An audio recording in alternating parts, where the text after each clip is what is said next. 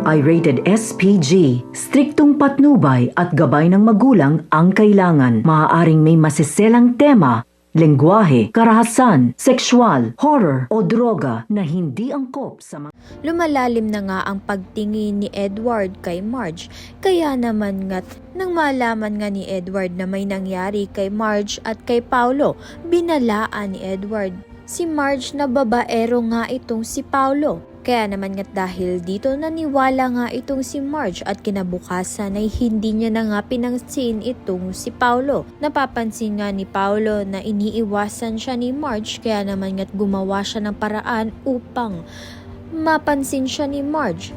Sa kabilang banda naman nga, pilit ngang ipinakakasal ni Greg itong si Paulo kay Marge dahil ayon sa kanya si Marge ang makabubuti at makalilinis ng mga tinatago nga nilang kalat sa kanilang pamilya.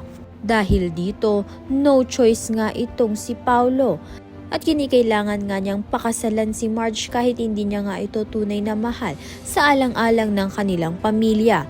Kaya naman nga't yan at iba pa ang dapat nating pakaabangan. Maraming salamat sa iyong panonood.